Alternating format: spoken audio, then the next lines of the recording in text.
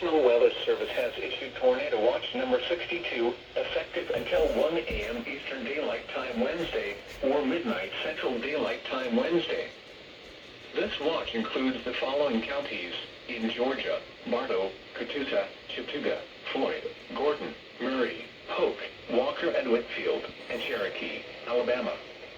Remember, a tornado watch means the conditions are favorable for the development of severe weather, including tornadoes, large hail and damaging winds, in and close to the watch area.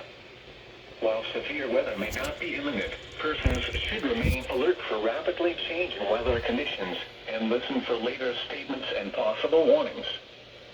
Stay tuned to NOAA Weather Radio, commercial radio and television outlets, or internet sources for the latest severe weather information.